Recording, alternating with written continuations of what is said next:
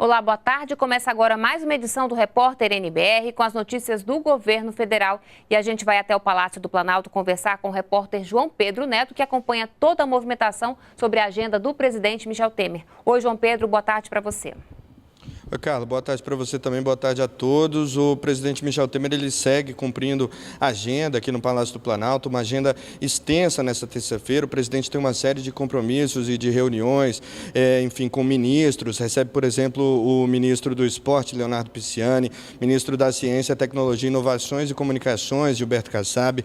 Também se reúne aí com prefeitos, empresários e recebe mais de 40 deputados federais, parlamentares de diversos partidos da base aliada do governo na Câmara dos Deputados, incluindo aí líderes de partidos da base aliada. Essas reuniões, elas começaram já mais cedo, seguem durante todo o dia, elas seguem ocorrendo durante todo o dia e se estendem aí até a noite dessa terça-feira. Aí, Carla, olha só, pelas redes sociais, o presidente falou agora pela manhã sobre a agenda dessa terça-feira.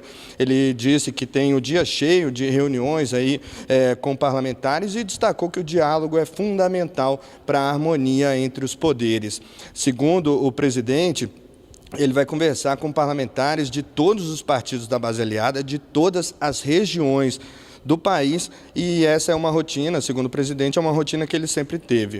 O presidente diz ainda nas redes sociais, no Twitter, ele afirma que é preciso lidar com mais uma denúncia inepta e sem sentido proposta por uma associação criminosa que quis parar o país.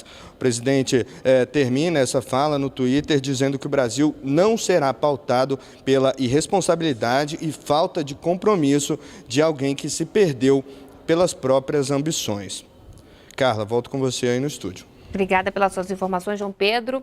E para conhecer melhor quem produz no Brasil e também detalhar o tamanho dessa produção, será realizado o censo agropecuário em todo o território. Cerca de 19 mil recenseadores vão visitar mais de 5 milhões de estabelecimentos agropecuários em todo o país até fevereiro de 2018. A coleta de dados será inteiramente digital. E também pela internet, o presidente Michel Temer falou sobre a realização do censo agropecuário. Minhas amigas, meus amigos, hoje eu falo a você que mora no campo, a principal alavanca de desenvolvimento do nosso país nos últimos anos. A sua colaboração é importantíssima para o sucesso do censo agropecuário que o governo federal está fazendo. Durante 5 meses, os pesquisadores do IBGE percorrerão as propriedades rurais de todo o país para traçar uma radiografia do campo. Eles farão algumas perguntas a você, produtor e produtora rural. Coisas simples, como por exemplo, sobre a sua lavoura, sobre sua criação de animais e o número de pessoas envolvidas na atividade econômica. Essas informações são muito importantes para que o governo federal possa promover políticas públicas eficientes que atendam às suas necessidades. Mais de 18 mil pessoas estarão mobilizadas nesse trabalho, percorrendo aproximadamente 5 milhões de estabelecimentos rurais. Peço que receba bem esses servidores que estarão fazendo o censo e eles estarão devidamente identificados. E o trabalho garantirá que nossa agropecuária continuará a ser líder em vários segmentos pelos próximos anos. Soja em grão, petróleo bruto, automóveis e veículos de carga. Esses são alguns dos produtos que puxaram a balança comercial brasileira no mês de setembro, garantindo um novo recorde, um saldo superior a 5 bilhões de dólares no mês, e com expectativas positivas para o futuro da economia. Superar a casa dos 60 bilhões de dólares. Essa é a expectativa do governo para o superávit da balança comercial brasileira desse ano. A diferença entre as importações e as exportações de 2017 já é a mais positiva desde o início da série histórica, iniciada em 1989.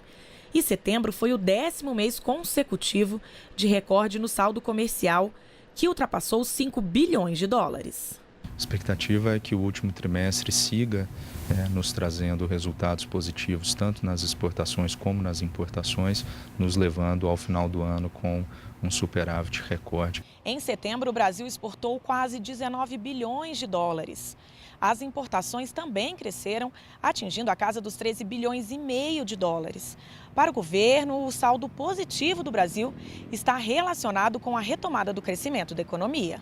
De janeiro a setembro desse ano, o Brasil já exportou quase 165 bilhões de dólares, resultado 18,7% maior que em 2016.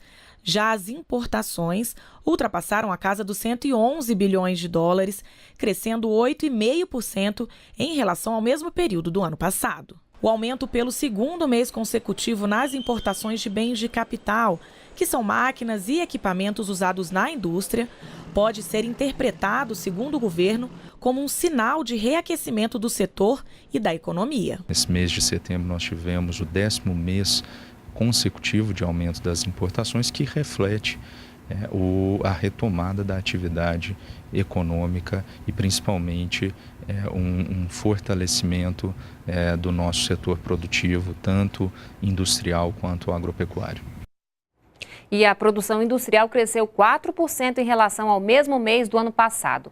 No acumulado de 2017, a indústria brasileira registrou aumento de 1,5%.